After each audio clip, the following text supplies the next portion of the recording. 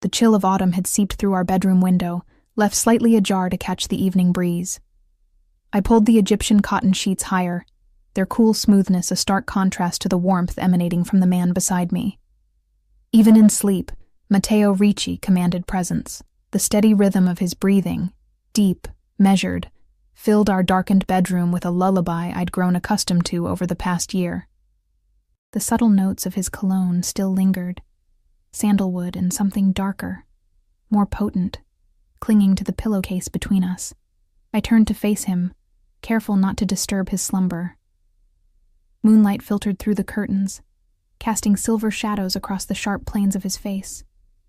The strong jawline now relaxed, the ever-vigilant eyes hidden beneath heavy lids. It was rare to see him this way, vulnerable, or at least as close to vulnerable as a man like him could ever be. My husband. The word still felt foreign on my tongue, a weight I wasn't sure I'd ever grow accustomed to carrying.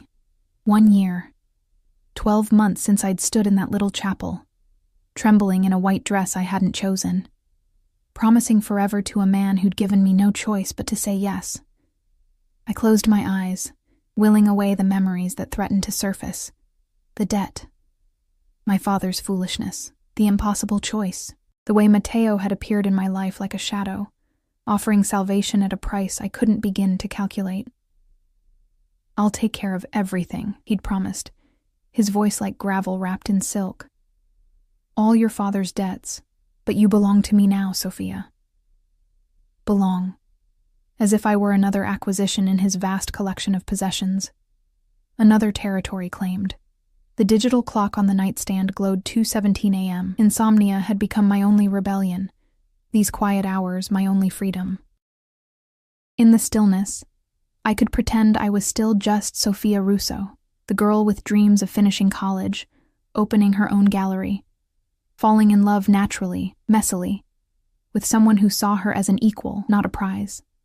I slipped out of bed, feet finding the plush carpet. The massive bedroom still felt like a stranger's, despite the year I'd spent here. 24 years of life in a modest apartment, and now this, a mansion on the outskirts of the city, staffed with people who never met my eyes directly, people who knew better than to see too much, hear too much, say too much. The hallway stretched before me, dim sconces casting long shadows along the artwork-adorned walls. Paintings worth more than my entire previous life hung like trophies, their beauty tarnished by what they represented. Power, control, blood money. I'd learned not to ask questions about where things came from, about the late-night phone calls, about the men who arrived in dark SUVs and left with tight expressions, about the gun I'd once found in the drawer of his desk when I'd been looking for stamps. The kitchen gleamed under the soft overhead lighting I'd switched on, marble countertops, stainless steel appliances, a refrigerator stocked with foods I'd never tasted before meeting Matteo. I filled a glass with water, the cool liquid sliding down my throat as I stared out at the manicured grounds through the window. Security lights illuminated the perimeter, a constant reminder that this beautiful prison was as much about keeping people out as it was about keeping me in. "Can't sleep?" I startled, water sloshing over the rim of my glass onto my nightgown. I hadn't heard him approach. I never did. For a man of his size, Matteo moved with unnerving stealth. "I'm sorry," I said automatically, the apology a reflex developed over months of walking on eggshells. "I didn't mean to wake you." He leaned against the doorframe, arms crossed over his chest. The black t-shirt he slept in stretched across broad shoulders, the tattoos on his forearms visible beneath the sleeves, intricate designs I'd never asked the meaning of. His dark hair was tousled from sleep, but his eyes, those piercing, calculating eyes, were fully alert. "You didn't," he said, watching me with that unreadable expression. "I always know when you leave our bed." Our bed. As if it had ever been truly ours, as if I had a claim to anything in this life he'd constructed around me. "Just thirsty," I offered lamely, raising my glass. He crossed the kitchen in 3 long strides, closing the distance between us. I fought the urge to step back, to retreat. Shows of fear only intrigued him more. Like a predator, he seemed to sense weakness, to be drawn to it. "You were restless tonight," he observed, reaching out to tuck a strand of hair behind my ear. His touch was gentle, always gentle with me, the velvet glove over the iron fist that I knew pulverized anyone who crossed him. "Something on your mind, Bella?" The endearment slid off his tongue like honey, sweet and thick with his lingering accent. 10 years in America hadn't erased the Italian cadence from his speech, especially when we were alone. "Just thinking," I replied carefully. His thumb traced the line of my jaw, tilting my face up to meet his gaze. About escape. About freedom. About the life I should have had. "Tomorrow," I lied. "The charity gala. I'm nervous about meeting everyone." His eyes narrowed slightly, searching mine for the truth. Matteo had built an empire on his ability to detect lies, to sniff out betrayal before it could take root, but he seemed to accept my answer, nodding slowly. "You'll be perfect," he said with quiet certainty. "You always are. That's why I chose you. Chose. Not loved. Not even wanted. Chose. Like selecting the right accessory to complete his image. The respectable wife to balance the whispered reputation. The beautiful, cultured companion who could navigate social circles while he conducted business in back rooms. The young, fertile woman who would eventually bear his children, continuing the Ricci line with offspring that would inherit his kingdom. "It's late," he said, taking the glass from my hand and setting it on the counter. "Come back to bed." It wasn't a request. With Matteo, it never was, no matter how softly he phrased his words. I followed him back through the silent house, up the grand staircase, past the rooms I was never to enter without permission. His hand rested at the small of my back, proprietary, guiding. In our bedroom, he waited for me to slip under the covers before joining me, his larger frame making the king-sized bed feel suddenly smaller. "Sleep," he murmured, pulling me against his chest, one arm draped heavily across my waist. A cage of flesh and bone. I lay still, listening as his breathing eventually evened out, deepened. Matteo was a man accustomed to commanding his world, even in sleep. Within 20 minutes, he was under. But I remained awake, staring at the ceiling, counting the minutes until dawn would free me from this enforced intimacy. In the darkness, I allowed myself to remember, to silently shape a name on my lips that I hadn't dared speak aloud in over a year. "Daniel," I whispered, so softly it was barely a breath. Beside me, I felt Matteo's body stiffen imperceptibly. The rhythm of his breathing changed for just a moment, a slight hitch, a pause too perfect to be natural, before resuming its steady cadence. My heart stuttered in my chest, a cold wave of fear washing over me. He was awake. Had been awake. Had heard. But he didn't move, didn't speak, didn't tighten his grip or demand an explanation. And somehow that terrified me more than any reaction could have. The next morning dawned with a chill that had nothing to do with the October weather. I woke alone, the impression of Matteo's body still visible on the mattress beside me. The shower ran in the ensuite bathroom, steam curling beneath the door. I sat up slowly, fragments of the night before rushing back. The whispered name, the momentary tension in his body, the calculated pretense of sleep that followed. Panic clawed at my throat. In the year I'd been married to Matteo Ricci, I'd learned that his silence was far more dangerous than his anger, his patience more terrifying than any immediate retribution. I slid out of bed, moving to the window. Below, the grounds of our estate stretched out, manicured gardens, the glimmering pool, the guest house where Alberto, Matteo's right hand, stayed when he wasn't handling business in the city. Beyond that, the high walls topped with discreet security systems that Matteo had assured me were for my protection. I'd never felt less protected in my life. The bathroom door opened, releasing a cloud of fragrant steam. Matteo emerged with a towel wrapped around his waist, water droplets still clinging to his broad chest. The tattoo over his heart, a stylized crown with 5 points, seemed especially stark against his olive skin in the morning light. "Good morning," I managed, my voice steadier than I felt. His dark eyes assessed me, gave nothing away. "Sleep well?" he asked, moving to the walk-in closet. A test. The first of many, I suspected. "Yes," I lied, like a stone. He selected a suit, charcoal gray, custom tailored to his powerful frame. The gala is at 8. Alessandra will be here at 4 to help you prepare. The dress I selected is being delivered this morning. I nodded, watching as he dressed with methodical precision. Matteo never rushed, never seemed hurried. He moved with the confidence of a man who knew the world would wait for him. I have meetings today, he continued, sliding gold cufflinks into place, tiny lion's heads, his family's symbol.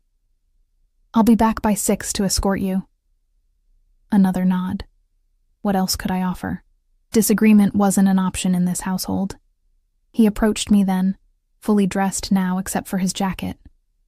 The transformation was complete, from the man who slept beside me to Don Matteo Ricci, whose name I'd overheard whispered in fearful tones. He cupped my face in his hands, thumbs brushing my cheekbones. You look tired, Bella, he said softly. Perhaps a nap before tonight? I need you radiant. There will be important people watching. There were always people watching, his people, positioned throughout our lives under the guise of staff, security, friends. The young gardener who tended the roses but whose eyes tracked my every move when I walked the grounds. The housekeeper who reported my phone calls, my visitors, my mail.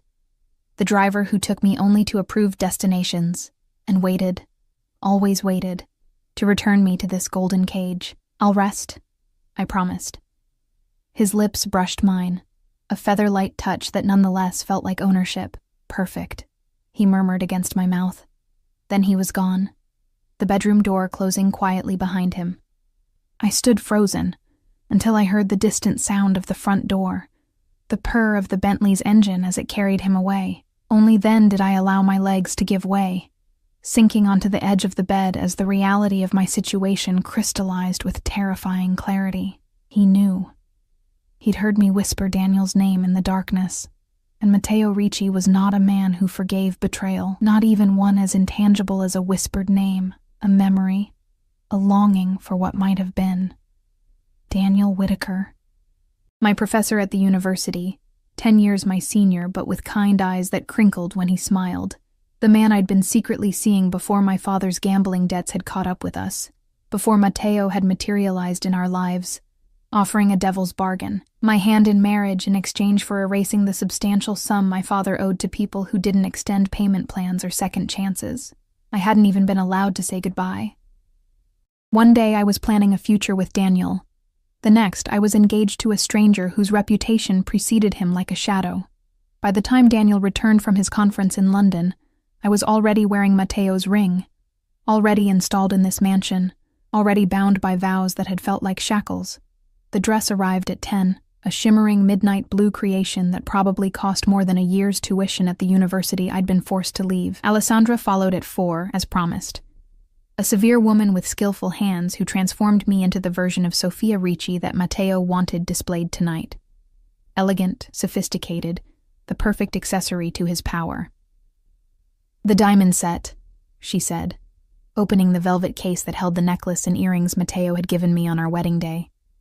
Don Ricci was very specific. Of course he was. The diamonds were substantial, ostentatious even, a visible price tag around my neck, a gleaming reminder of my status as both possession and investment. By the time Matteo returned, I had been polished to perfection, hair swept into an elegant updo, makeup enhancing but not overpowering my features, the blue dress hugging curves that had filled out slightly since our wedding. A year of chef-prepared meals and enforced leisure had softened the body that had once been toned from working part-time as a barista while attending university. Beautiful, Matteo murmured when he saw me waiting in the foyer. His eyes traveled the length of my body, possessive and approving. You exceed my expectations, as always. He stood before me in a tuxedo that emphasized his powerful build, shoulders broad beneath the perfect tailoring, the white of his shirt a stark contrast against his tanned skin. At 42, Matteo Ricci was in his prime, silver just beginning to thread through the dark hair at his temples, lending him an air of distinguished authority. The diamonds, he noted, stepping closer to adjust the necklace, his fingers brushing against my collarbone. They suit you. His touch lingered, warm against my skin. I fought the urge to step back, to break contact. Instead, I smiled, the expression practiced to perfection over the past year. Thank you, I said quietly. They're beautiful. Not as beautiful as the woman wearing them. His thumb traced the line of my jaw. Remember what I told you about tonight? I nodded, reciting the instructions he'd given me last week. Stay by your side unless you indicate otherwise. Speak when spoken to. No alcohol beyond a single glass of champagne. No discussions of business or family matters. A smile curved his lips, approval warming his gaze. My perfect wife.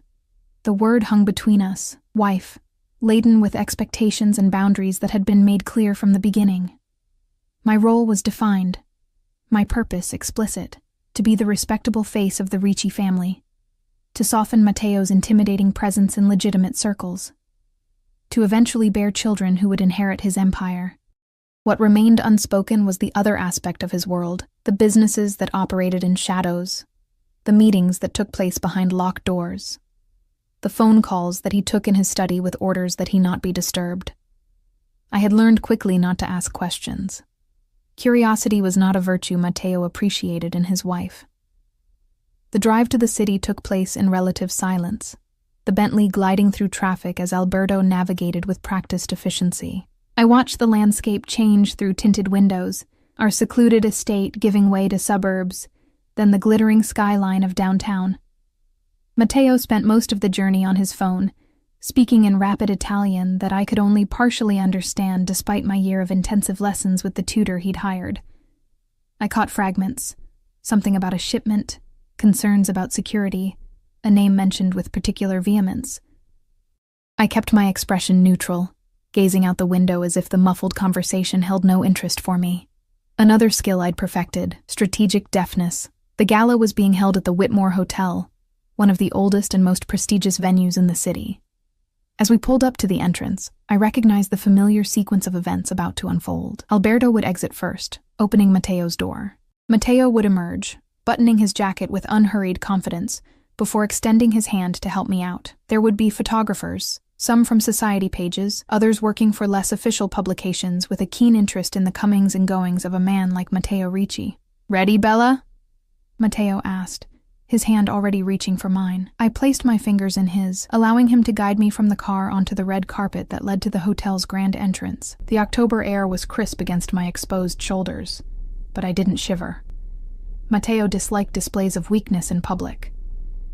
"Mr. Ricci," a photographer called from behind a velvet rope. "Mrs. Ricci, over here, please." Matteo's arm slid around my waist, pulling me against his side in a gesture that appeared affectionate to observers, but felt like a reminder to me. His fingers splayed possessively against the small of my back as we paused, allowing a carefully measured moment for photographs. His smile didn't reach his eyes. It never did in these situations, but it was convincing enough for the cameras.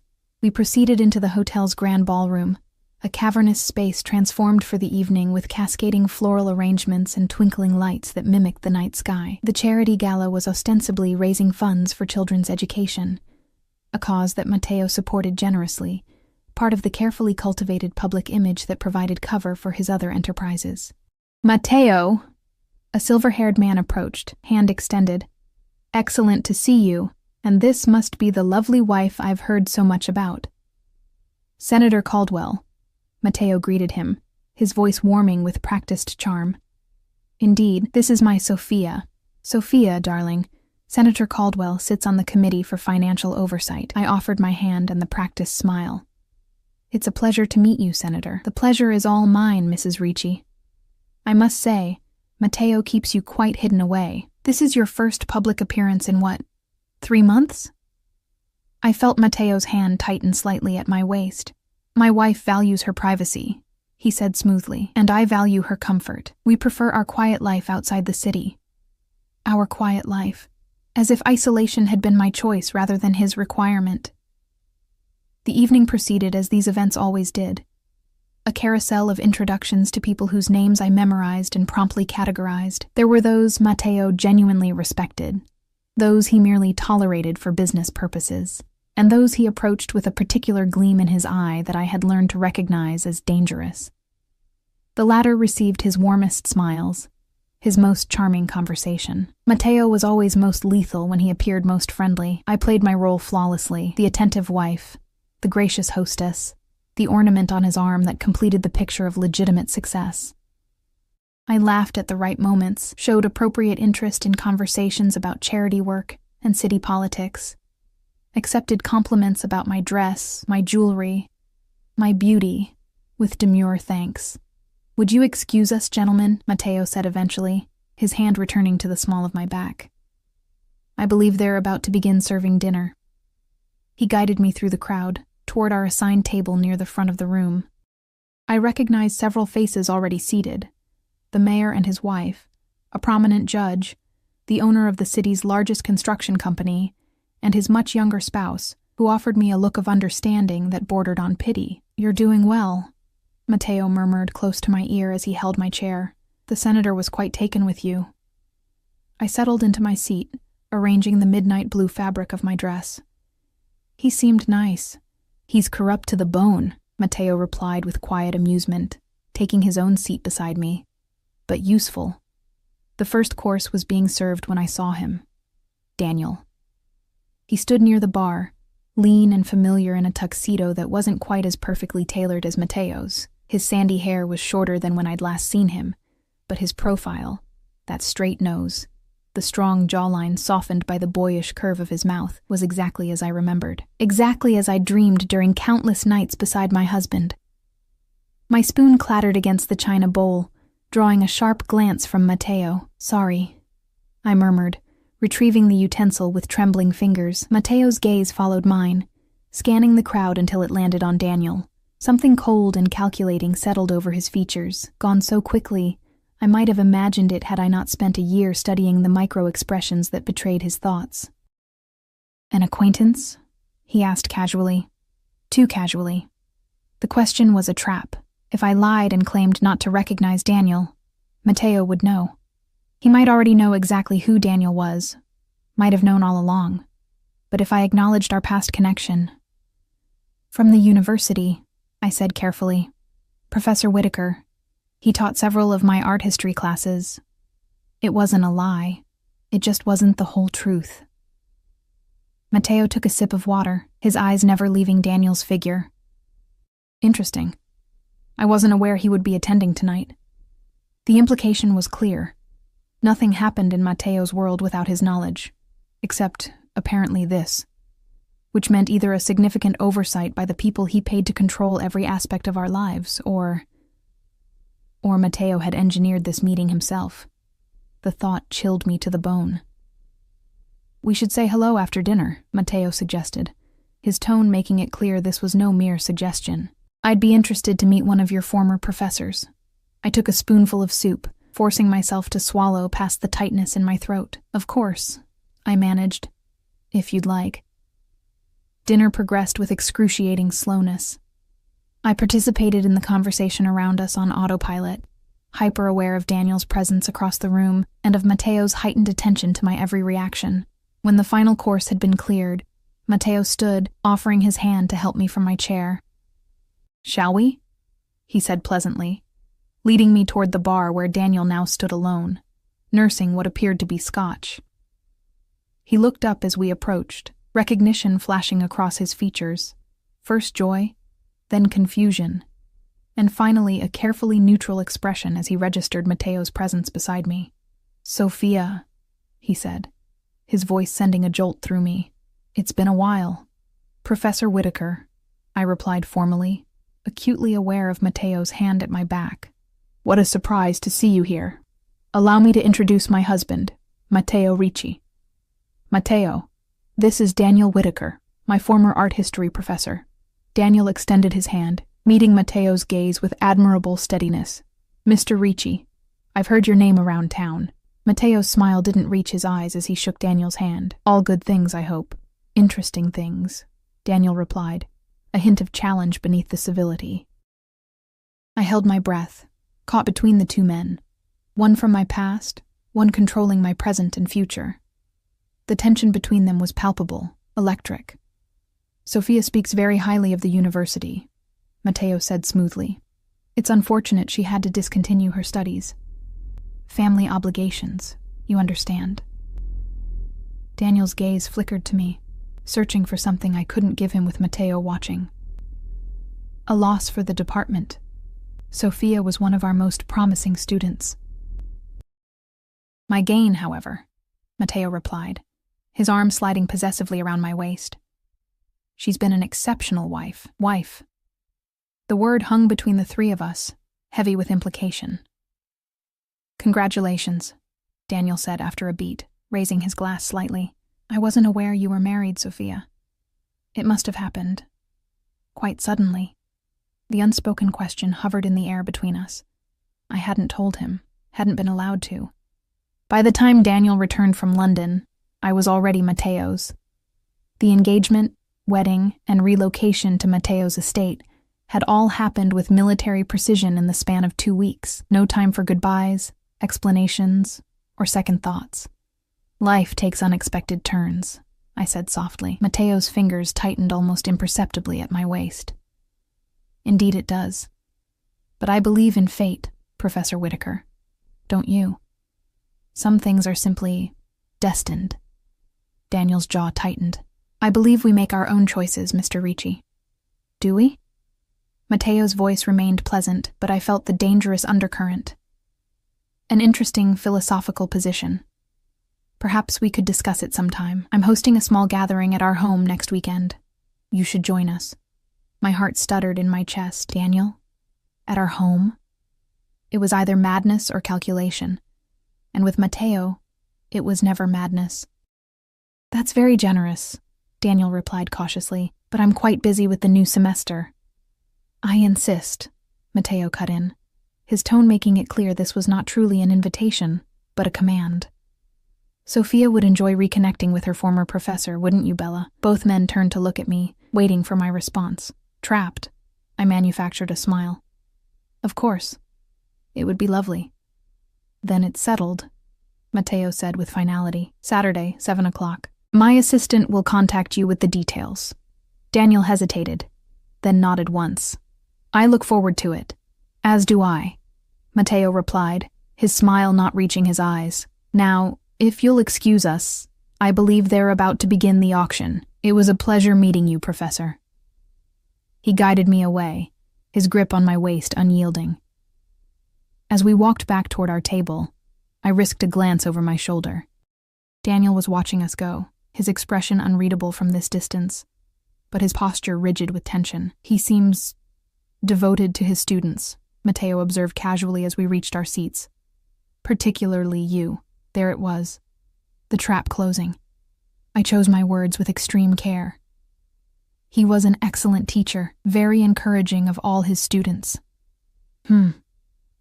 Matteo held my chair, leaning close as I sat. And what exactly did he encourage in you, I wonder? His breath was warm against my ear. The question delivered in a tone that might have sounded playful to anyone else. But I knew better. The game had begun, and Matteo was always 10 moves ahead. The drive home was silent, the space between us and the back seat of the Bentley charged with unspoken tension. Matteo stared straight ahead, one hand resting casually on his thigh, the other holding his phone, though the screen remained dark. I kept my gaze fixed on the passing streetlights, their glow illuminating the interior of the car in rhythmic pulses. You're quiet, he finally said, as we passed through the iron gates of our estate. I turned to him, careful to keep my expression neutral. Just tired. It was a long evening. His eyes, so dark they appeared almost black in the dimness, studied my face. Did you enjoy seeing your professor again? There it was. The question that wasn't really a question at all, but a test. With Matteo, every conversation was layered with meanings beneath meanings. It was unexpected, I replied truthfully. Life is full of unexpected moments, he said, his Italian accent becoming more pronounced as it always did when emotions ran high beneath his controlled exterior, like hearing your wife whisper another man's name in the darkness. My breath caught in my throat. The pretense was over. Matteo! Not here. He cut me off smoothly as the car came to a stop before the front entrance. Inside. Alberto opened the door, his face impassive as always. I stepped out, legs unsteady beneath me, the weight of what awaited inside pressing down on my shoulders like a physical burden. Matteo followed, nodding once to Alberto before placing his hand at the small of my back to guide me up the steps and through the massive oak doors. The house was quiet, the staff having been dismissed for the evening as was customary when we attended events. Only the security detail remained, positioned discreetly around the perimeter of the property, invisible but omnipresent. "Your jewelry," Matteo said once we were in our bedroom, gesturing to the diamonds still adorning my neck and ears. "Take it off." I obeyed, fingers trembling slightly as I removed the earrings first, then reached behind my neck to unclasp the necklace. He watched me, expression unreadable, as I placed the pieces carefully in their velvet-lined box. "Now," he said, removing his bow tie with unhurried precision, "explain to me why my wife whispers another man's name in our bed." The directness of the question stripped away any possibility of evasion. I stood before him in my midnight blue gown, the diamonds removed but their phantom weight still present around my throat. "It was nothing," I attempted weakly. "A dream, perhaps." His laugh was soft, dangerous. "Sophia, Sophia, I thought we had moved beyond lies between us." He approached me slowly, circling like a predator. I remained still, knowing from experience that attempts to retreat only provoked him further. "Let me tell you what I know," he continued, his voice deceptively gentle. "Daniel Whitaker, 34 years old, associate professor of art history, specializing in Renaissance and Baroque periods. Divorced, no children. Lives alone in an apartment downtown that costs more than his university salary should allow." He paused directly behind me, his breath warm against my bare shoulder. "Published several well-received papers. Currently working on a book about patronage in 16th century Florence." My heart hammered in my chest. The level of detail in his knowledge could mean only one thing. He'd had Daniel investigated thoroughly. "But what the investigators couldn't tell me," Matteo continued, moving to face me again, "was what exactly he was to my wife before she became mine." The possessive emphasis on mine sent a shiver down my spine. "A teacher," I whispered. "He was my teacher." Matteo's hand rose to cup my cheek, the touch deceptively tender. "And what else, Sophia? What aren't you telling me?" I closed my eyes, unable to meet his penetrating gaze. "We were close." "Close," he repeated, the word dripping with skepticism. "Define close for me, Bella." There was no escaping this interrogation. Matteo would extract the truth one way or another, and if he discovered I was still lying after this confrontation, we were seeing each other, I admitted, opening my eyes to face whatever reaction would come. "Privately, before you and I met." His expression didn't change, but something darkened in his gaze. "Seeing each other," he echoed. "You mean fucking." The crude word from his usually measured lips shocked me more than if he'd shouted. "It wasn't like that," I protested. "It was..." "What? Love?" His smile was cold. "How romantic. The professor and his student. A classic tale." He turned away, removing his cufflinks with methodical precision and placing them on the dresser. The lion's head seemed to stare at me accusingly. "Did you love him?" Matteo asked without looking at me, his voice unnervingly calm. Truth or lie? Which was more dangerous in this moment? "Yes," I whispered, choosing truth. "I did." He nodded once, as if confirming something he'd already known. "And now?" The question hung in the air between us, loaded with implications and consequences. Did I still love Daniel? Of course I did. The year of forced separation hadn't dimmed those feelings. If anything, they'd been preserved like an insect in amber, frozen in time, perfect and untouchable in memory. But to admit that to Matteo would be suicide. "Now I'm your wife," I answered carefully. He turned to face me, eyes narrowed. "That's not what I asked." "What do you want me to say, Matteo?" I asked, desperation creeping into my voice. "You bought me. You know that. My father's debts, my family's safety. That was the arrangement. I've honored it. I've been the wife you wanted." Something flashed in his eyes. Anger, certainly, But beneath it, something that almost looked like pain. Bought you, he repeated, the words flat. Is that how you see our marriage? A business transaction? Isn't it? I challenged. Recklessness born of fear making me bold. You made my father an offer he couldn't refuse. You gave me no choice. He moved with the liquid speed that always caught me off guard, closing the distance between us in 2 strides. His hands gripped my upper arms, not painfully but firmly enough that I couldn't pull away. I saved you, he said, his voice low and intense. Your father owed money to people who would have taken payment in your flesh, in your blood, do you understand? When I found out about his debts, about who he owed, I stepped in because I had seen you once, just once, at that gallery opening, and I couldn't bear the thought of what would happen to you. I stared at him, struggling to process this revelation.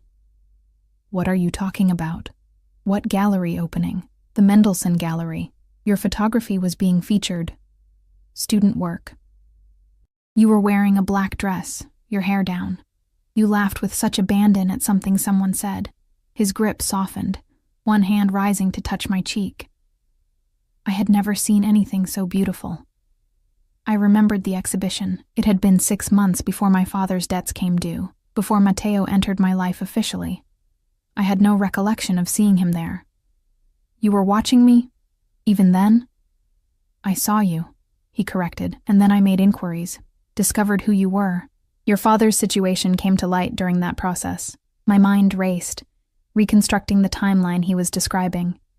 So you... What? Bought his debts to get to me? To protect you? Matteo insisted. The men he owed. They aren't like me, Sophia. They don't have rules, limits. They would have destroyed you. And you saved me, I said, the words bitter on my tongue, by making me your prisoner instead. His expression hardened. My wife, he corrected.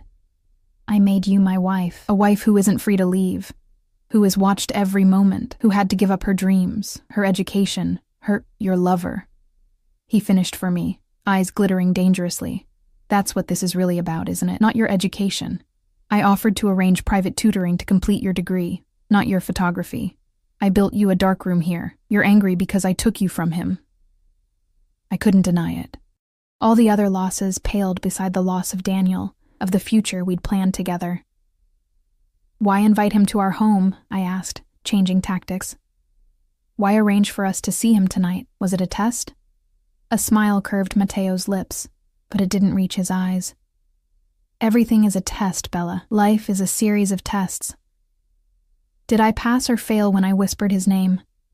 His hand slid into my hair, cradling the back of my head. That depends on what happens next. Fear coiled in my stomach. What do you mean?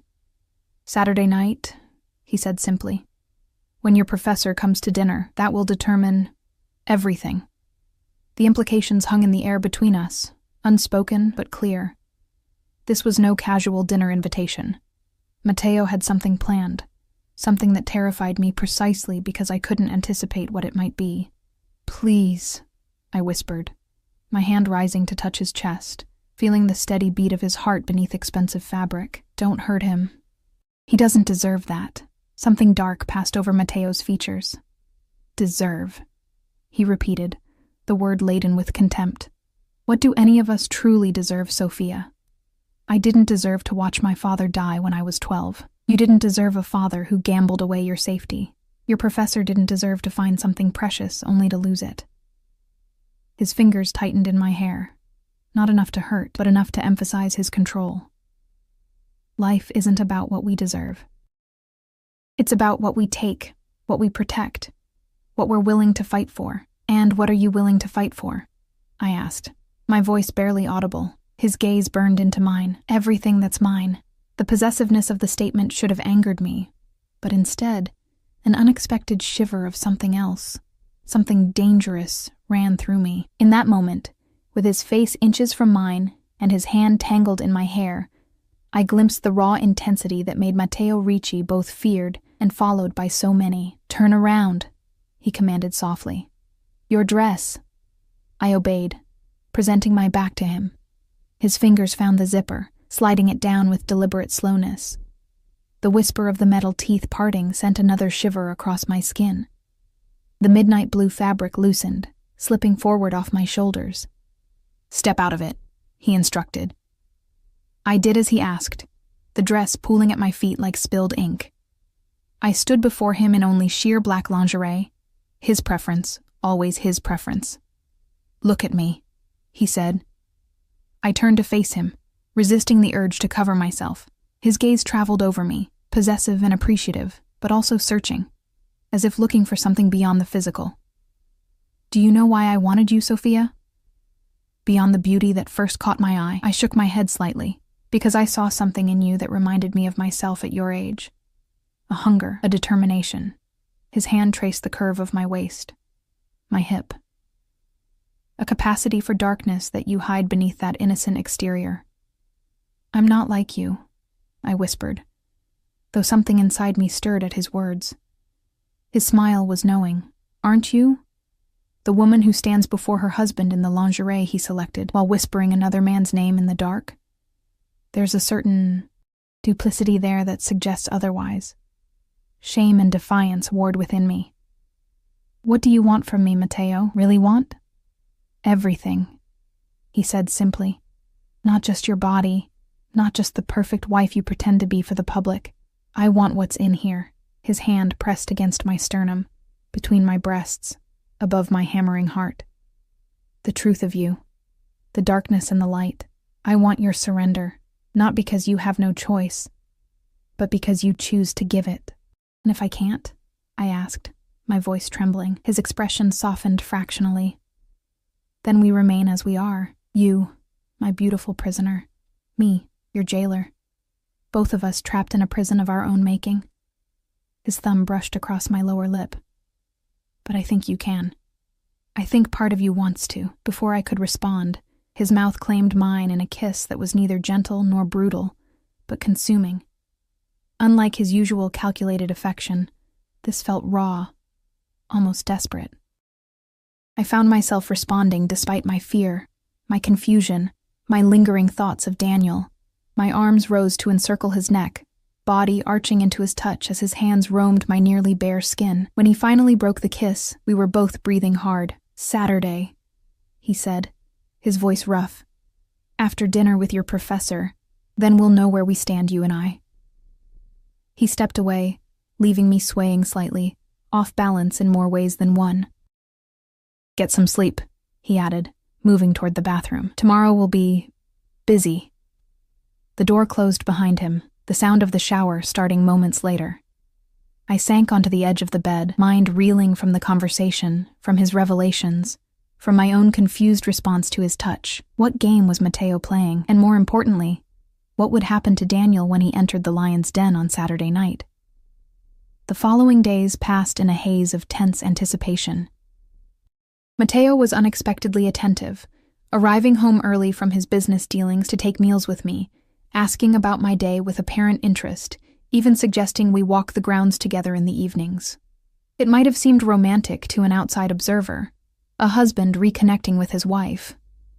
But I recognized it for what it was. Surveillance.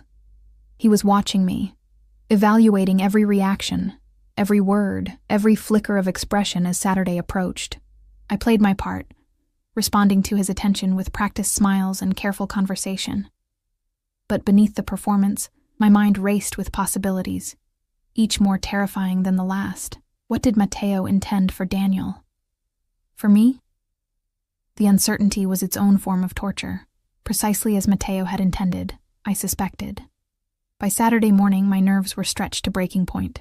I sat at my vanity, brushing my hair with methodical strokes, when Matteo appeared in the doorway of our bathroom. He was freshly showered, a towel wrapped around his waist, water droplets still clinging to the defined muscles of his chest and shoulders. The crown tattoo above his heart seemed to watch me through the mirror's reflection. "I've selected your dress for tonight," he said, moving to the closet and returning with a garment bag. Something special. He laid it on the bed, unzipping it to reveal a dress I'd never seen before. Crimson silk that would undoubtedly cling to every curve, with a neckline that plunged dangerously low. Not his usual selection for me. Matteo typically preferred me in more conservative styles when we entertained guests, saving the revealing pieces for events where he wanted to display me more overtly. "Red," I observed, my voice carefully neutral. "It's beautiful. It will be, on you." He approached, standing behind me as I continued brushing my hair. Our eyes met in the mirror. "I have business in the city this morning. I'll return by 5 to prepare for our guest." Guest. Singular. I had assumed there would be others, that Daniel would be just one face in a crowd of Mateo's associates. The realization that he would be our only visitor sent a fresh wave of anxiety through me. "Just Professor Whitaker?" I asked, unable to keep the question contained. Mateo's hands came to rest on my shoulders, his thumbs brushing the sensitive skin at the nape of my neck. "Just him," he confirmed. "I thought a more intimate setting would be appropriate for reconnecting with your former mentor." The implication hung in the air between us. This was no social gathering, it was a confrontation, carefully staged and controlled. "What are you planning, Mateo?" I finally asked, setting down the brush and turning to face him. He cupped my cheek, his expression almost tender. "Clarity," he replied cryptically. "By the end of tonight, everything will be clear." His thumb stroked across my lower lip. "Wear your hair down. It suits you better that way." With that, he turned and walked back into the bathroom, leaving me with the crimson dress and a growing sense of dread. After Mateo left, I found myself pacing the house like a caged animal. The staff moved around me with their usual quiet efficiency, preparing for the evening's dinner, carefully avoiding direct eye contact or conversation beyond what was absolutely necessary. They had been Mateo's people from the beginning. I had no allies here. At noon, I changed into jeans and a sweater, telling the housekeeper I was going for a walk in the gardens. It was a beautiful autumn day, the leaves of the estate's ancient oaks and maples ablaze with color. I followed the stone path that wound through carefully tended flower beds, past the silent fountain, closed for the season, and toward the small lake at the property's edge. It was my favorite spot, as far from the house as I could get without crossing the boundaries that would trigger security alerts. I sat on the weathered bench overlooking the water, watching a pair of ducks glide across the surface, leaving ripples in their wake. What was I going to do? The question circled endlessly in my mind. Whatever Mateo had planned for tonight, it couldn't be good for Daniel. Should I try to warn him somehow? But how? My phone was monitored, my computer activity tracked, my movements observed. Any attempt to reach out would be detected almost immediately. And what about myself? These past days had revealed something unsettling. Mateo knew me better than I'd realized. His words about seeing darkness in me, about my capacity for duplicity, they had struck uncomfortably close to home. There was a part of me that responded to him, to his intensity and his possessiveness, in ways I didn't want to acknowledge. "Mrs. Ricci?" I startled at the voice, turning to find Alberto standing a few feet away. As always, he had approached without making a sound, a skill he shared with his employer. "Alberto," I acknowledged, straightening my posture. "Is something wrong?" "Not at all," he replied smoothly. "Don Ricci asked me to check on you before I depart for the city. He was concerned you might catch cold out here." Translation. Mateo wanted confirmation of my whereabouts, verification that I wasn't attempting anything foolish before tonight's dinner. "How thoughtful," I said, keeping my tone light. "But I'm fine, thank you." Alberto nodded, his dark eyes assessing me with the same clinical detachment he'd shown since the day I'd arrived at the estate. "The Don also asked me to remind you that your guest will arrive at 7. He suggests you begin preparing by 4. 3 hours to transform into Mateo's vision, standard procedure for important events." "Of course," I replied. "Please tell him I'll be ready." Another nod, and then he was gone, moving back toward the house with silent efficiency. I remained by the lake for another half-hour, watching the ducks, trying to clear my mind. When I finally returned to the house, I found a lunch tray waiting in the sitting room adjoining our bedroom, a delicate salad, fresh bread, and a glass of sparkling water with lime. Mateo's standing orders, light meals before events where I would be on display. The afternoon slipped away as I bathed, allowing the hot water and essential oils to soothe my taut nerves. By the time Alessandra arrived to assist with my hair and makeup, I had achieved a state of artificial calm, the the practiced serenity of a condemned prisoner who has accepted their fate. "The red dress?" Alessandra noted as she began arranging my damp hair into loose waves. A bold choice. It was the closest thing to personal commentary I'd ever heard from her. I met her eyes in the mirror. "Matteo's choice," I corrected quietly. Something flickered across her usually impassive features, understanding, perhaps even sympathy. But it was gone in an instant, replaced by professional focus as she continued her work. By the time Matteo returned at 5, I was nearly ready, my hair falling in glossy waves past my shoulders, my makeup more dramatic than usual with smoky eyes and crimson lips that matched the dress I had yet to put on. He paused in the doorway of the dressing room, his gaze traveling over me appreciatively. "Beautiful," he murmured, crossing to kiss my bare shoulder. "Put on the dress. I want to see you in it before I shower." I slipped into the silk garment, the fabric cool against my skin as it slid into place. As I'd suspected, it clung to every curve, the neckline dipping low between my breasts, the slit along one side revealing a glimpse of thigh with each step. Matteo circled me slowly, his expression unreadable. "Perfect," he said finally, his finger tracing the edge of the neckline, sending a shiver across my skin. "One more thing." He withdrew a small box from his pocket, opening it to reveal a necklace I'd never seen before. A ruby pendant surrounded by diamonds, suspended on a delicate platinum chain. "Turn around," he instructed. I obeyed, lifting my hair as he fastened the necklace around my throat. The pendant nestled in the hollow between my collarbones, its weight both substantial and delicate. "There," he said, turning me back to face him. "Now you're ready." "For what?" I asked, unable to stop myself. His smile was enigmatic. "For whatever the evening brings, Bella." He brushed a kiss across my lips, careful not to smudge the crimson color. "Wait for me downstairs. I won't be long." Precisely at 7, the security system announced a vehicle at the gate. I stood in the grand foyer beside Matteo, who had dressed with his usual impeccable taste in a charcoal suit that emphasized his powerful build. His hand rested at the small of my back, warm through the thin silk of my dress. "Smile, Sophia," he murmured as the front door opened to admit Daniel. "Your professor has arrived." Daniel stepped into the foyer, momentarily faltering when he saw us standing there, a perfect tableau of martial harmony. He had dressed well for the occasion, a navy suit that fit his lean frame nicely, though it lacked the bespoke perfection of Matteo's attire. In his hand, he held a bottle of wine. "Professor Whitaker," Matteo greeted him, stepping forward with outstretched hand. "Welcome to our home." Daniel shook the offered hand, his gaze flickering between Matteo and me. "Thank you for the invitation," he replied, his voice steady despite the tension evident in his posture. "I brought this." He offered the wine, an expensive vintage, I noted. Daniel had clearly done his research. "Thoughtful," Matteo commented, examining the label with approval before passing the bottle to the waiting staff member who had materialized silently beside him. "Sophia, darling, won't you greet our guest?" I moved forward, hyper-aware of both men watching me. "Daniel," I said, the name feeling strange on my tongue after so long. "It's good to see you." He smiled, the familiar expression sending a pang through my chest.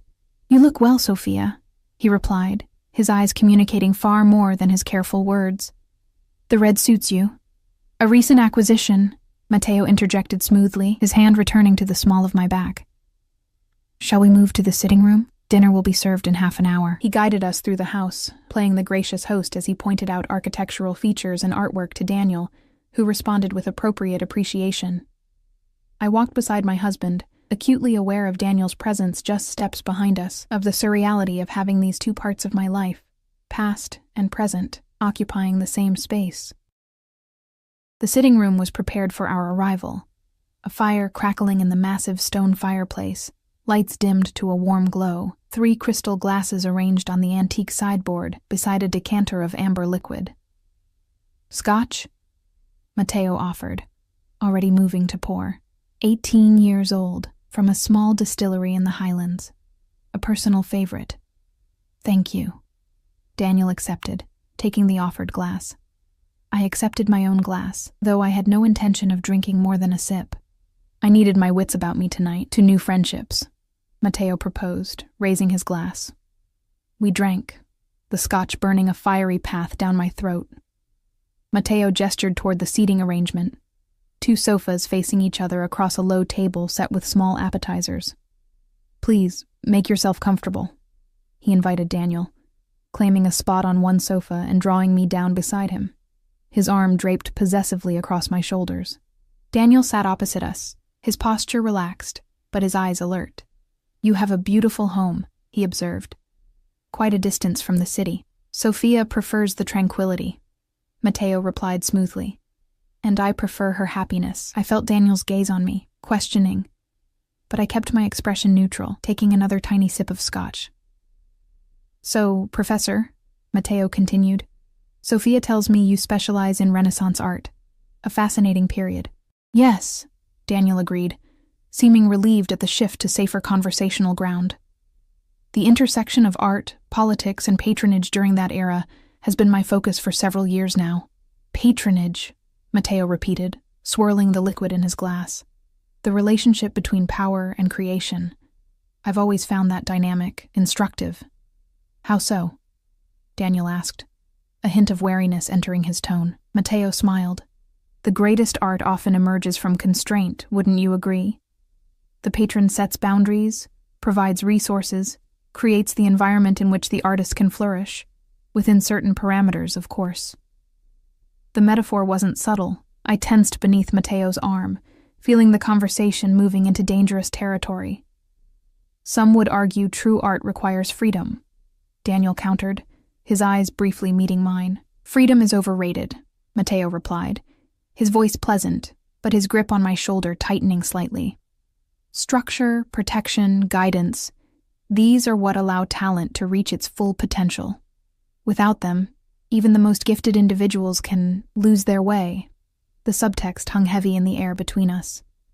Daniel's jaw tightened almost imperceptibly, but he maintained his composure. An interesting perspective, he said carefully, though perhaps somewhat outdated in modern contexts. Matteo's laugh was genuine, if cold.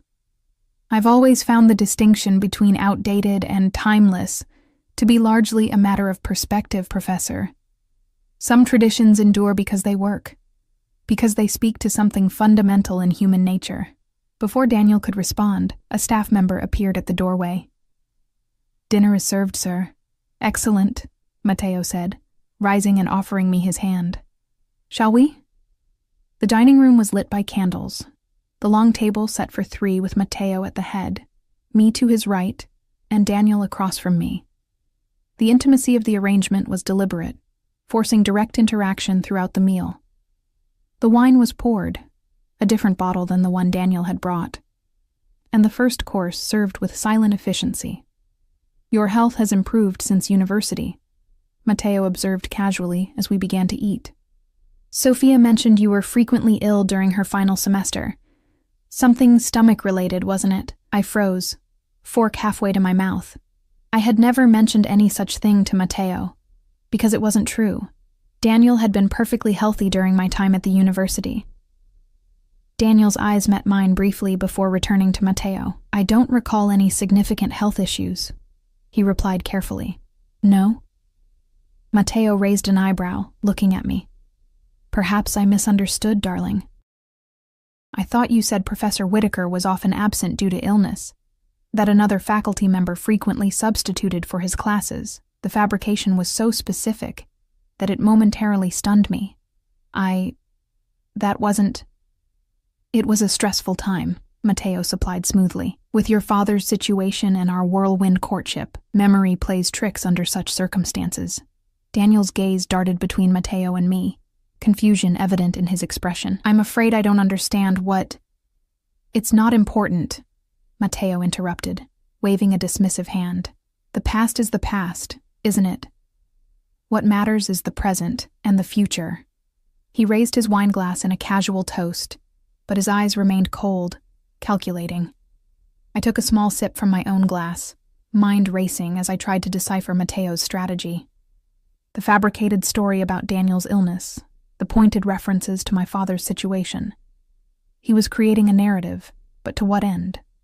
The main course arrived, perfectly cooked fillets, roasted vegetables, truffle-infused potatoes. Matteo continued his role as gracious host, steering the conversation through seemingly innocuous topics: the charity gala, recent exhibitions at the city's museums, upcoming cultural events. But beneath the civility, tension crackled like electricity before a storm.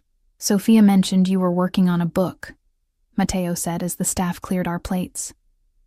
"About patronage in Florence, I believe?" Daniel nodded, visibly relieved to return to professional ground. "Yes, focusing on the less examined aspects of the Medici influence on artistic development." "The Medici," Matteo mused, swirling the remaining wine in his glass. "A fascinating family. Bankers, politicians, power brokers, they understood how to build and maintain influence across generations, how to eliminate threats and reward loyalty. They were also responsible for an unprecedented flowering of culture and art," Daniel countered. "Their legacy extends far beyond their political machinations." "Does it?" Matteo raised an eyebrow. "Or is that simply the narrative they purchased with their patronage? History, after all, is written by those with the resources to commission its telling." Before Daniel could respond, Matteo turned to me. "Sophia, why don't you show Professor Whitaker the gallery while dessert is prepared? I'm sure he'd appreciate your collection." It wasn't a suggestion. I rose, smoothing the crimson silk of my dress. "Of course. This way, Daniel." I led him from the dining room, acutely aware of Matteo's gaze following us as we departed. The gallery was located in the east wing of the house, a long room with perfect lighting and climate control, housing Matteo's impressive collection of art. Some pieces were legitimate acquisitions from reputable dealers. Others, I suspected, had more questionable provenances.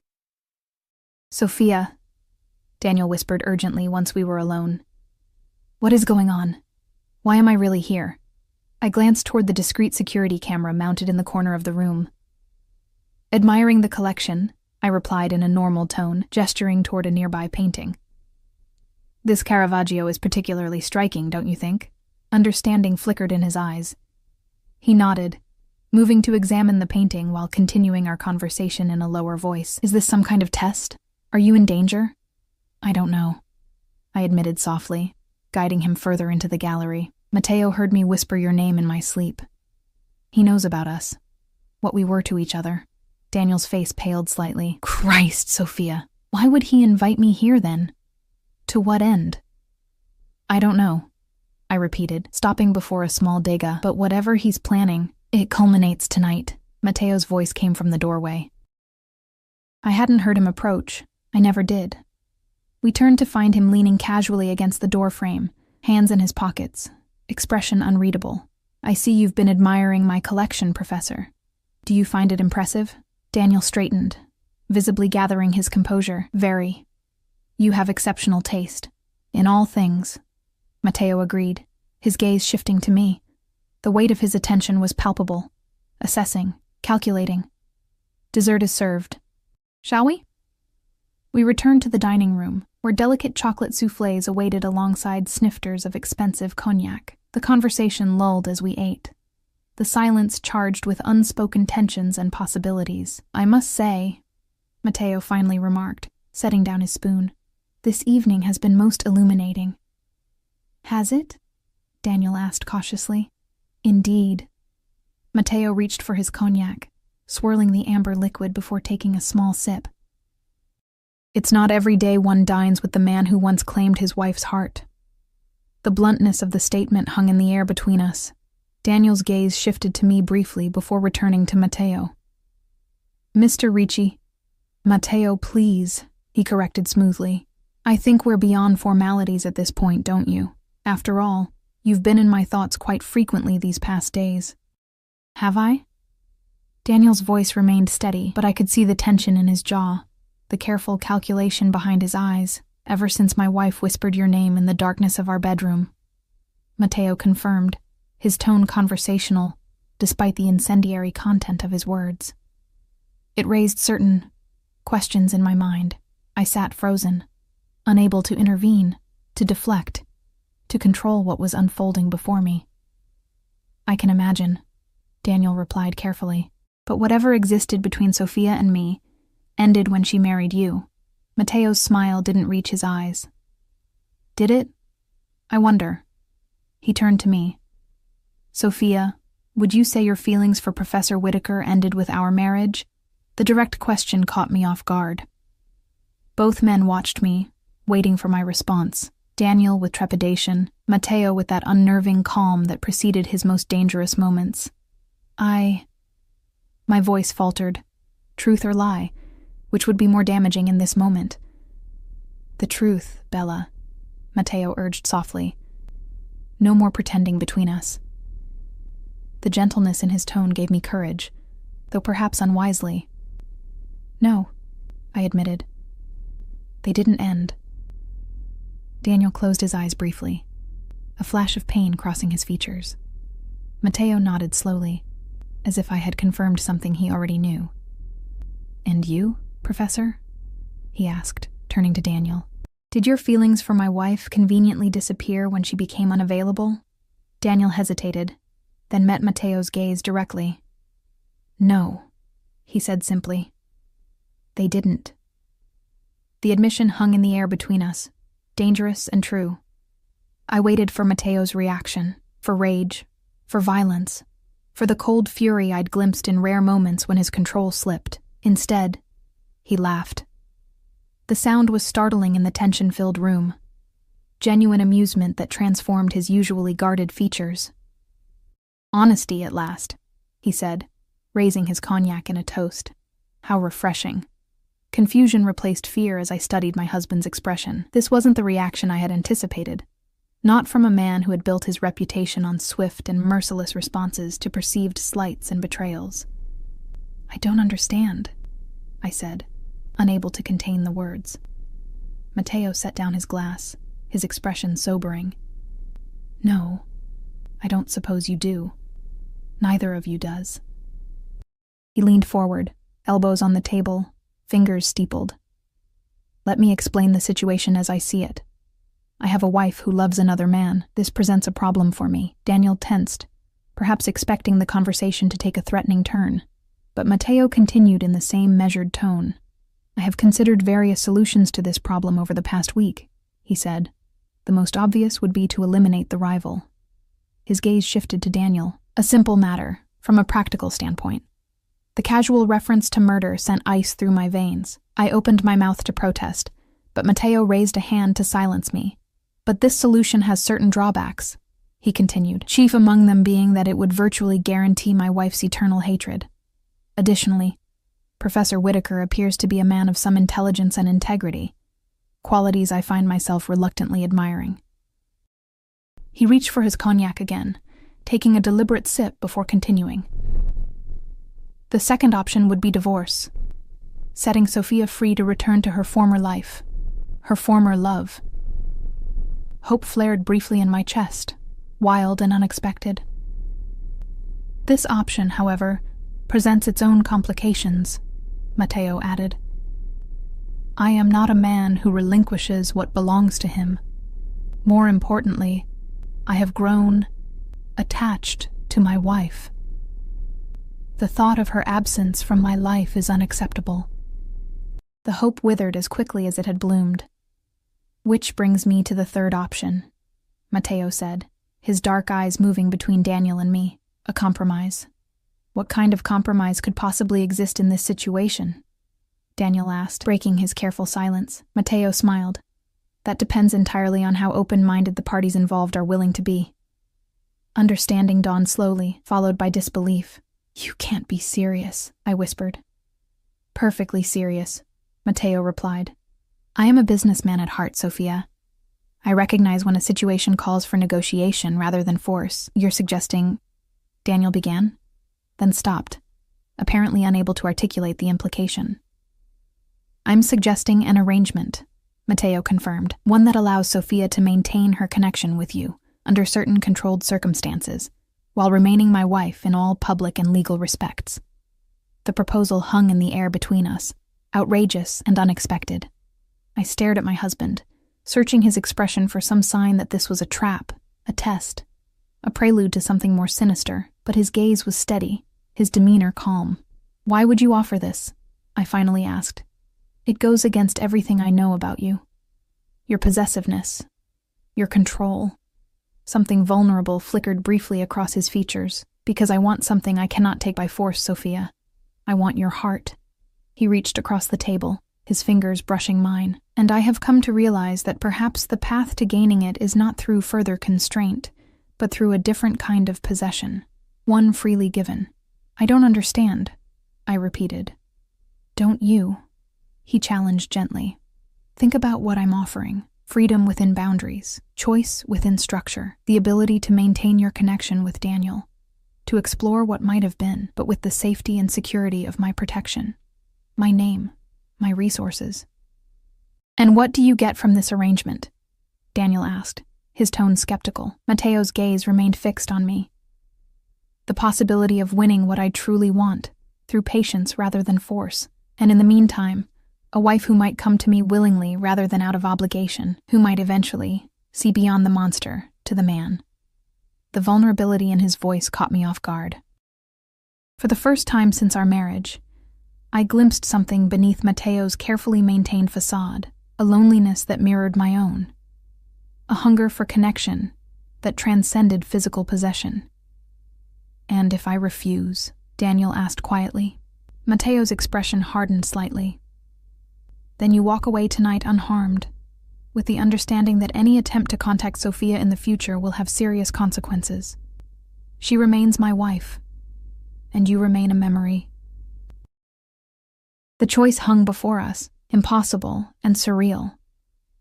Daniel looked at me, 1,000 questions in his eyes. What do you want, Sophia? He asked softly. What did I want? The question echoed in my mind, deceptively simple, yet impossibly complex. Did I want freedom? Safety? Love? Could I trust Matteo's offer, or was it merely another form of control, more insidious for its illusion of choice? I looked at the two men before me, Daniel, with his honest eyes and the promise of what might have been, Matteo, with his dangerous power and the glimpse of vulnerability that had humanized him in my eyes for the first time. I began, then paused, gathering my courage. I want to try. This arrangement, something like triumph flashed in Matteo's eyes, quickly masked. Daniel studied me intently, perhaps searching for signs of coercion. Are you sure? He asked. I nodded slowly. Yes. I think I need to find out what's real, what's possible. Matteo raised his glass once more. To possibilities, then, he proposed. And to truth, however complex it may be. Daniel hesitated, then lifted his own glass. I joined them, the crystal catching the candlelight, as our glasses met in the center of the table. That night, as I lay beside Matteo in our bed, his breathing steady in sleep beside me, I allowed myself to whisper a different truth into the darkness, not a name this time, but a realization. I'm not a prisoner anymore, I murmured, the words barely audible, or perhaps I've chosen my prison. Either way, the choice was mine. Beside me, Matteo's breathing changed subtly. A slight hitch, a pause. Then his arm slid around my waist, pulling me closer against his chest. Not a prison, Bella, he whispered against my hair. A kingdom. Our kingdom. His lips brushed my temple. Sleep now. Tomorrow is the first day of our new arrangement. As I drifted toward sleep in the circle of his arms, I realized with startling clarity that for the first time since our marriage, I felt something like peace, not happiness, not yet, but possibility, and perhaps in time, that would be enough.